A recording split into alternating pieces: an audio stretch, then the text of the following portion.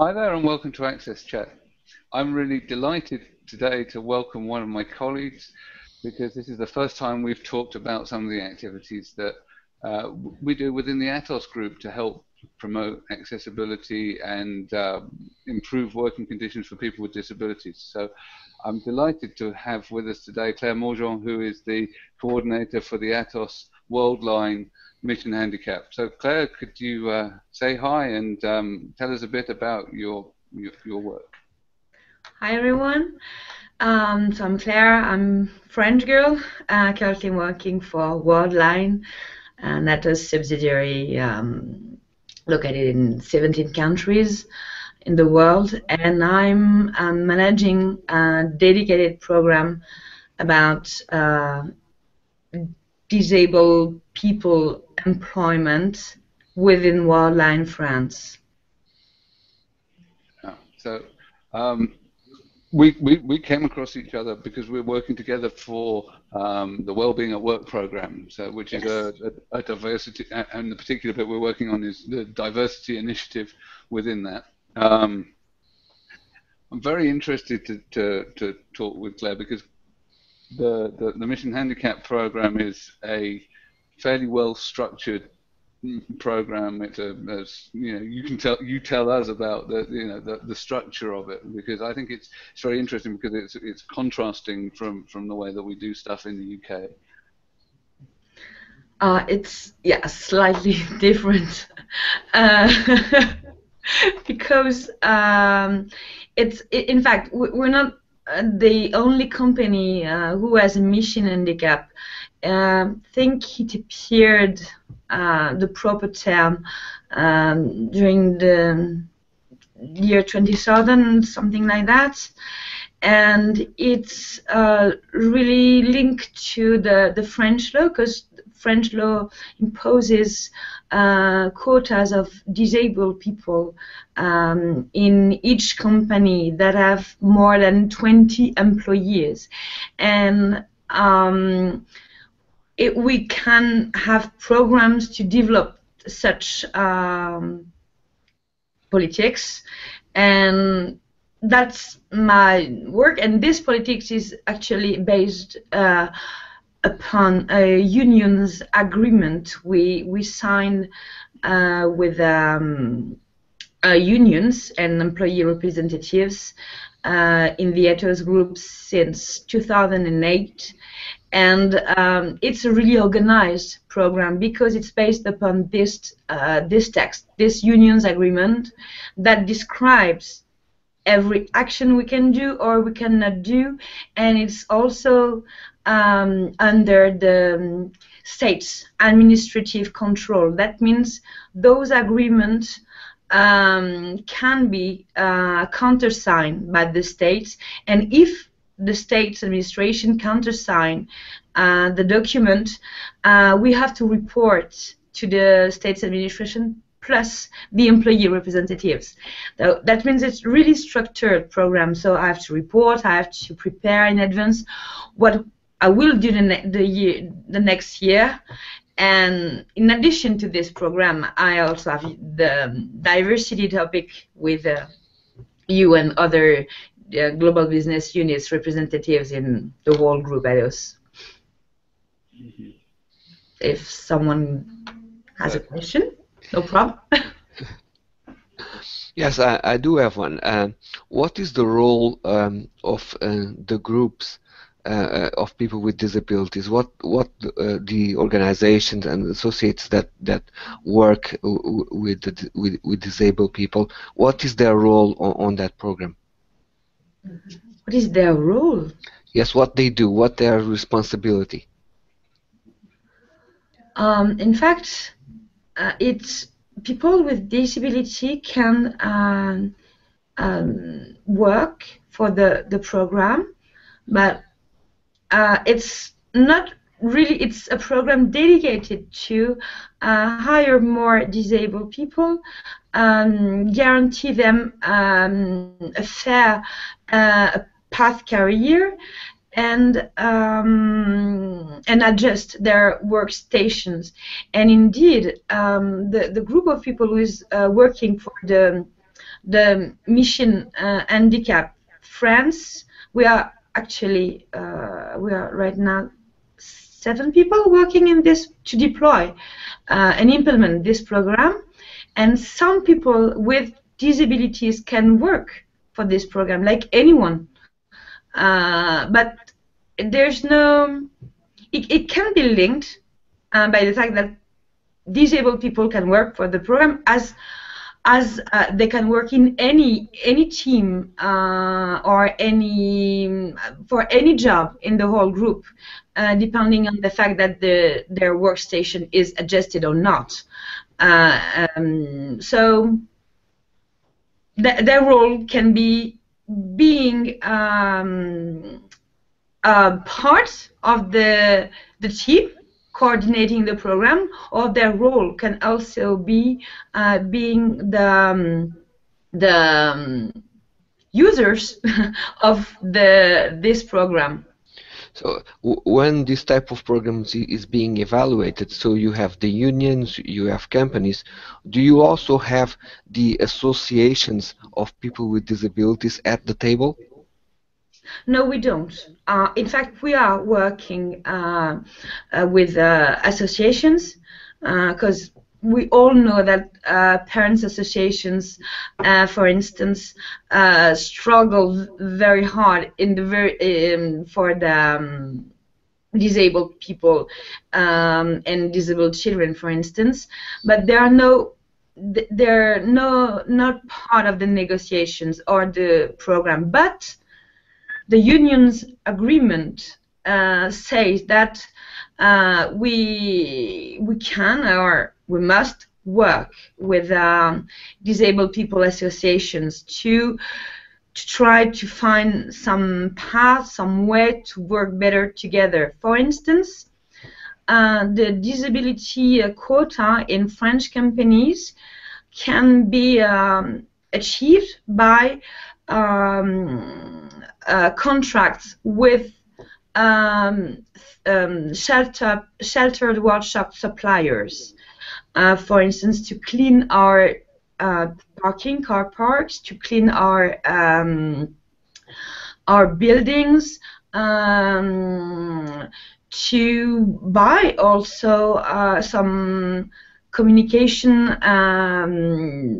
stuff. Like, for instance, I managed the creation of a 2016 calendar with testimonials from our disabled employees and their manager or their colleagues, and this calendar was done by third sheltered workshop company, and we have suppliers that are associations that are shelter workshops also, and in their legal structure there are associations.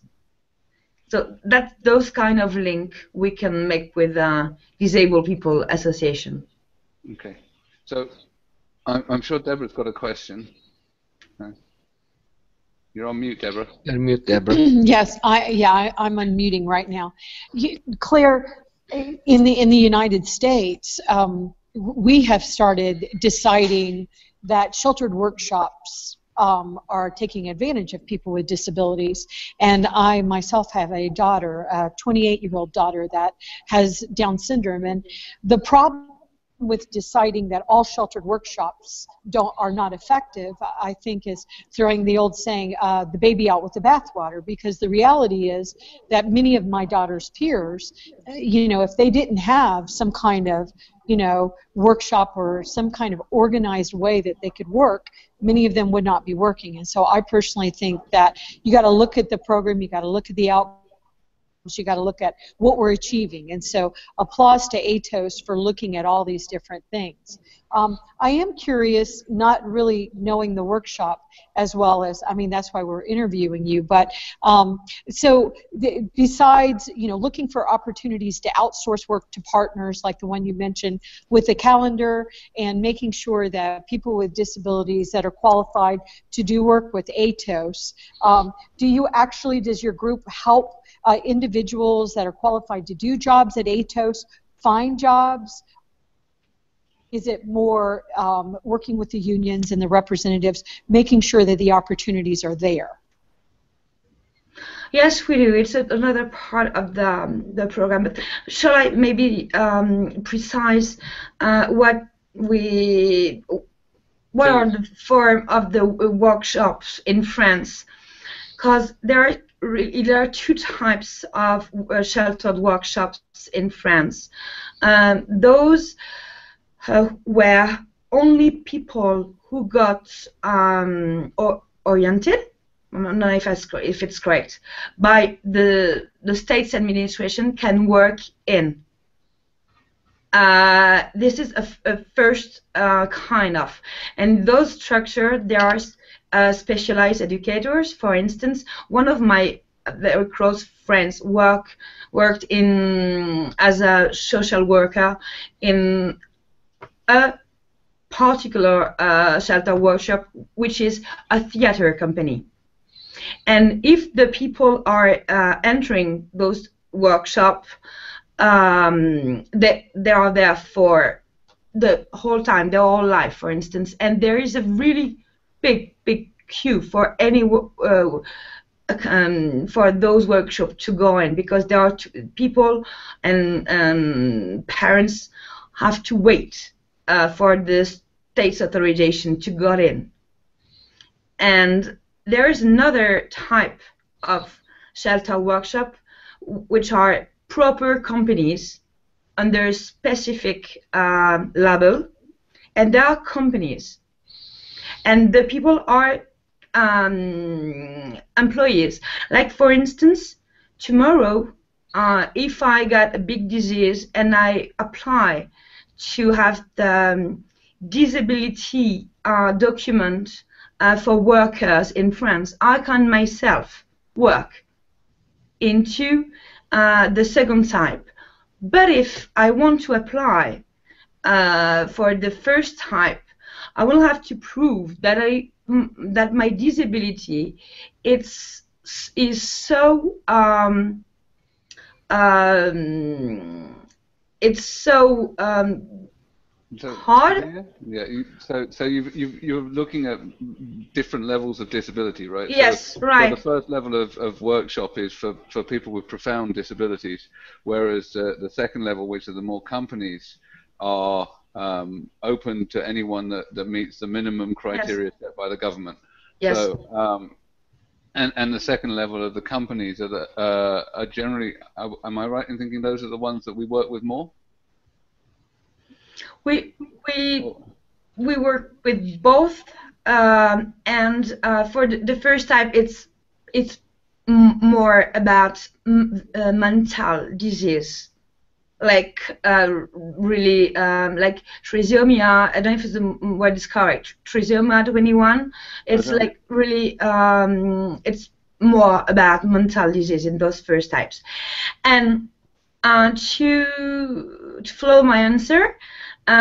In fact, the biggest part of my work is to find solutions to hire more disabled people, related to our job, to what we do in this company. Like, there's no way that we hire someone only because that person is disabled.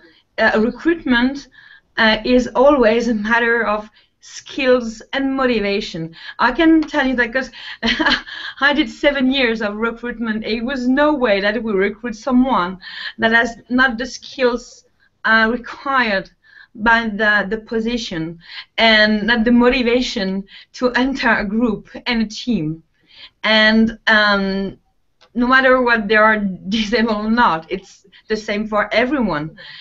But the big problem now in France, and as far as I know in Europe, there is a skill skill issue, deficit issue, because we we all know this probably, but we are an engineering company. An engineering company means specific qualifications in IT skills, like development languages or technical skills in the web network, for instance. And the thing is, right now, and that means master's degree. That means delivered by universities or engineering schools. And actually, right now, the unemployed people with declared disabilities are, in France, 70% of them qualified under the baccalaureate and the SAT in America. So there is a huge gap between our recruitment needs and policy and the qualification of people who apply. And that's why we also have partnerships with specific training center for disabled people to improve their qualifications. We also have specific partnerships with universities, Mission Handicap, to find solutions to keep saying pupils in high school, for instance, that they can do master's degrees or degrees at the university, and because we know that sometimes the parents or even the schools or administrations are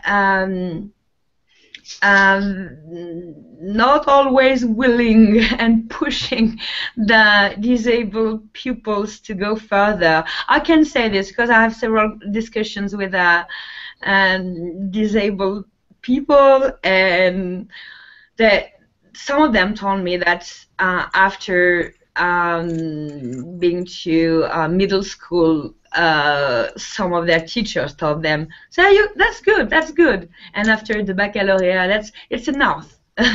Don't go further. And we want to say that it's possible, and there are jobs. Yeah. Well, and I would just say, Claire, that in the United States we have that exact same problem. Okay. The bar is being set too low, and for people with disabilities, many times they're being told they cannot do it. They can't do it. And so applause to the efforts that you are making to make sure that people with disabilities know, yes, you can do it, and working with all the stakeholders to make sure that you're considering it from all the different aspects. So, Antonio, I apologize for interrupting you. So go ahead. No issue.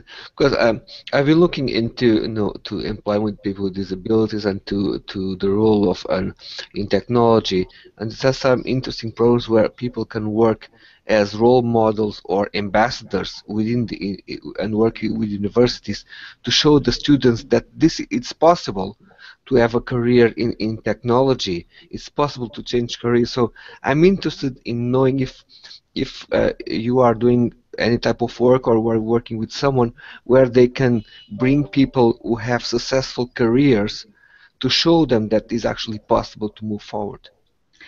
Actually, we started doing this this year, but the problem is, like we all know this, that 80% of disabilities are invisible.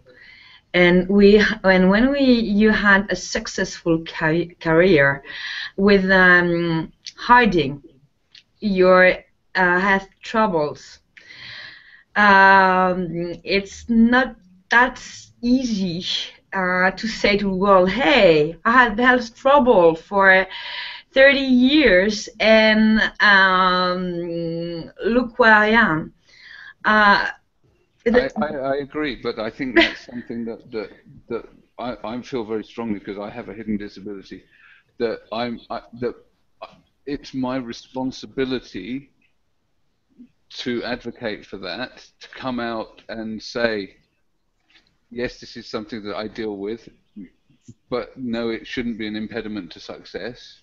and that you, other colleagues, friends, people within other areas of the industry also need to step up and talk about the issues that you've encountered, because we want to create that atmosphere where people can feel comfortable. And I think that this is a change that that has happened with regard to other areas of social stigma, like people's sexuality, like gay marriage and so on.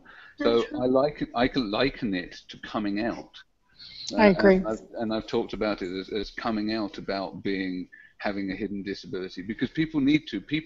Even people that have declared their disability, sometimes do something which is called masking, which is, for instance, the American president Franklin Delano Roosevelt. Everyone knew that he was in a wheelchair, but he used to arrive at meetings early and sit behind a table to disguise the fact that he was in a wheelchair.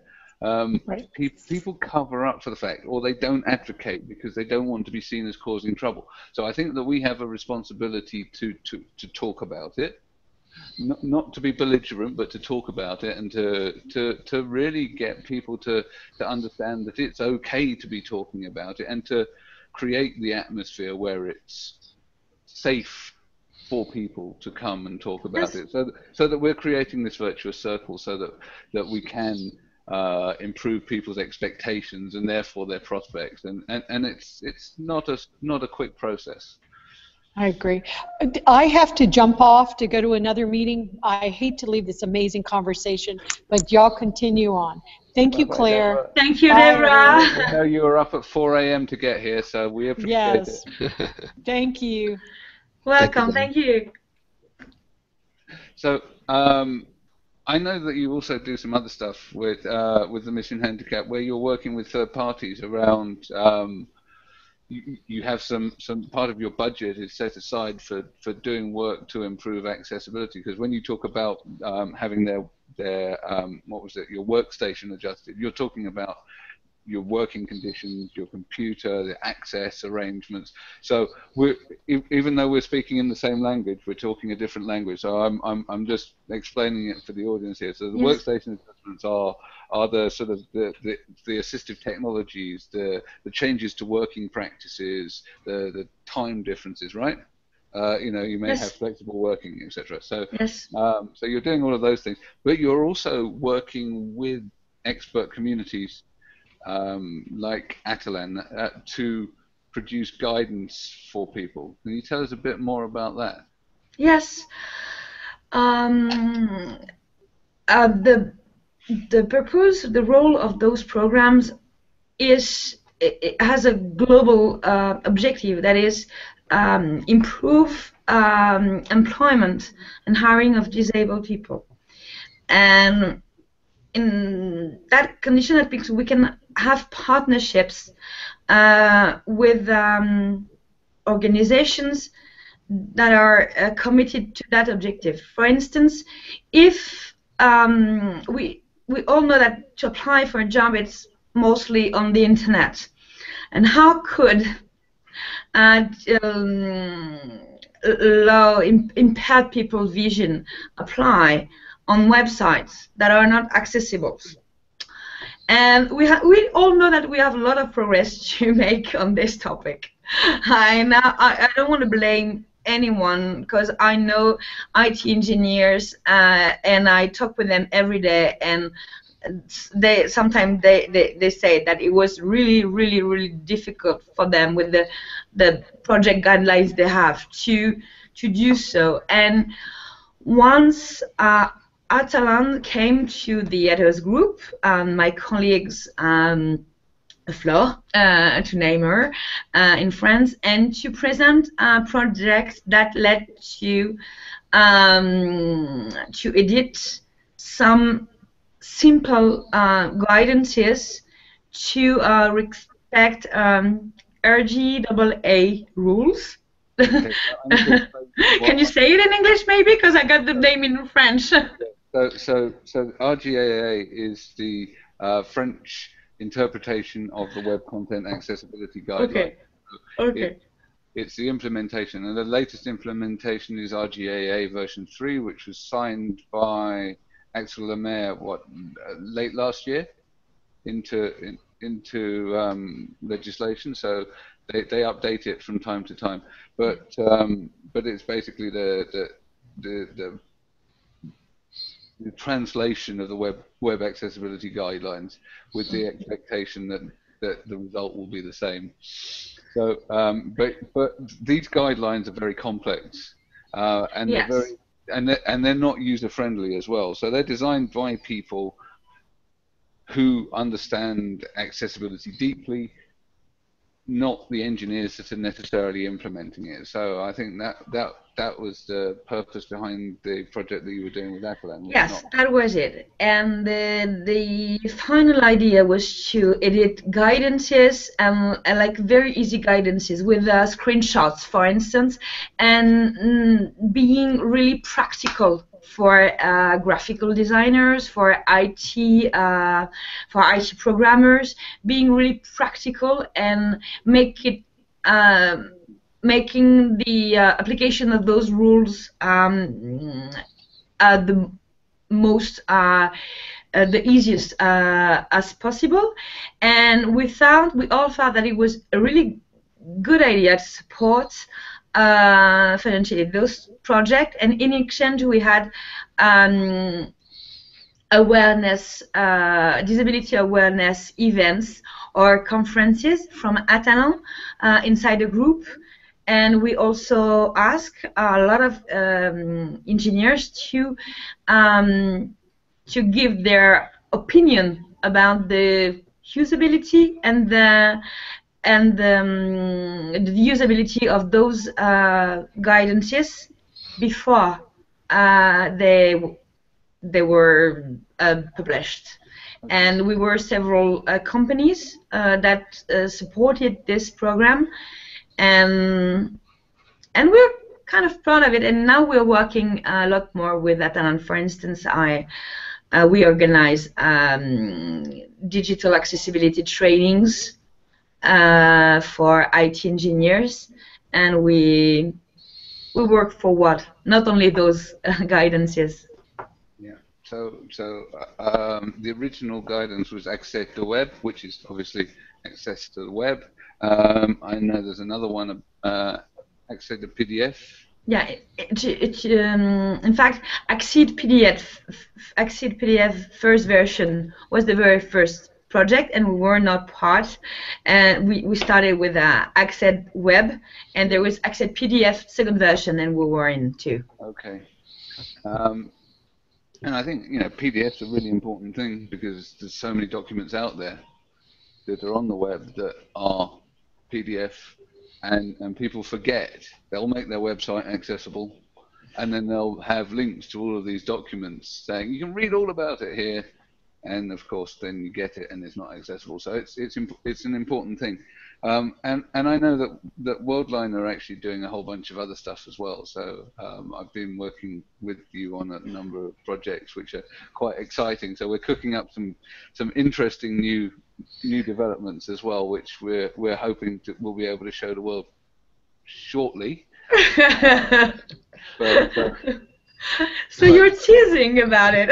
Yeah, why not? So can't say too much, but the idea is that the accessibility goes across all kinds of modalities. So as a company, we're providing stuff that's not just computers and so on, but there's other areas of life that we need to address the same kind of issues. So we're looking into that as well.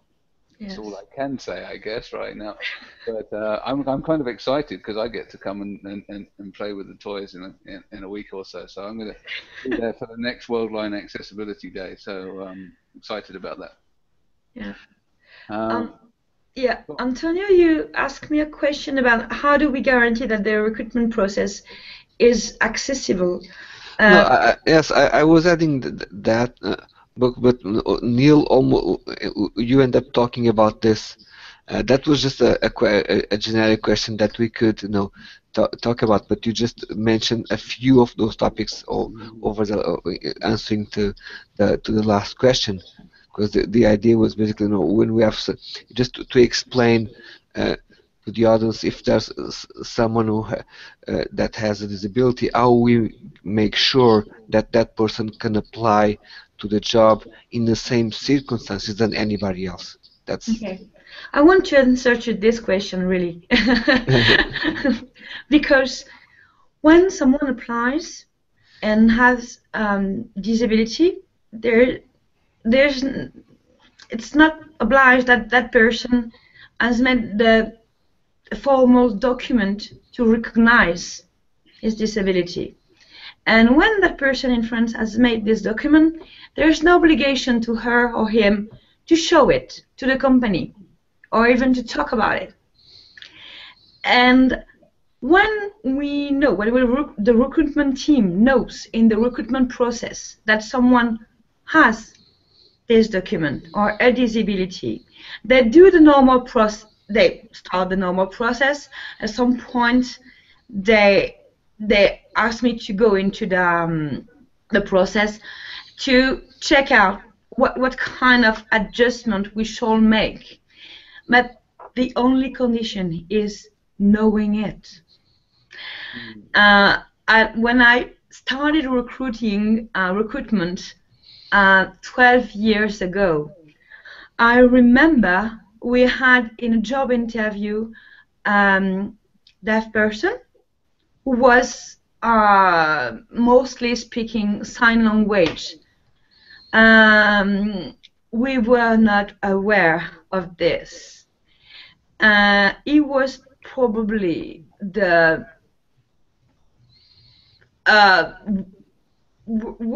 not worst, but the most frustrating job interview of my life. Because if we knew it before, probably we would ask an interpreter to come. Yeah. So, and that's what we do now, like checking what the person needs and organize it.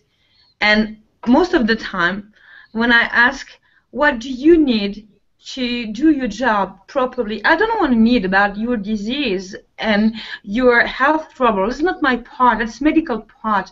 I just want to know what you need to work normally without the bad influence or the side effect of your disability or your disease. And most of the people say, I don't need anything. So I am open blind to say, so really, I'm not your future manager, I'm from your side, I'm mission handicap. Yeah. So you can tell me what you need and what the difficulties you're facing, and we'll try to find solutions together with the work doctor. And sometimes people start talking, and I really check this. And if people continue talking, I don't need anything, I consider that disabled people know themselves more than anyone else. So I trust them. Okay. No, that's a very interesting point that you make. We, myself and Neil and Deborah and some of the people that we have the pleasure of having on AXSchat, or even on other Twitter chats that we participate, we identify that in the area of recruitment and human resources, even at university level, this is an area that nobody usually talks about. So when somebody goes and starts their career, it depends from your own personal sensibility to understand what is around you. Yeah. Yes. I think that there's enormous challenges within recruitment. Certainly there is a reticence amongst people with disabilities to disclose, not even the people with hidden disabilities, but people with obvious physical disabilities. They still don't want to talk about their disability in the context before they get the job, a lot of the time, because they're worried that it's going to prejudice their opportunity to get that job. So they'll say, oh, I need nothing, when actually we do need some kind of adjustments, and it will make working life better because of the fear of being discriminated against, rightly or wrongly. People have that fear. I think no, and that's also one of the reasons why we were now when we started AXSchat, the idea of bringing people like that are examples of what we are talking about here as a way to explain the ideas that we want to express in relation to recruitment and successful careers. But you know, I don't blame people who say I don't need anything, because sometimes those students, for example, young people, don't even know what we're capable of. No, true. Like, for instance, I recruited three people in wheelchair in 3 different locations in France. And after the recruitment process, I organized a building visit before the first day of work, just to check if toilets were okay, if the way for the restaurant was okay, to organize those things. But they were young people under 25. They had no idea that we can do that and how.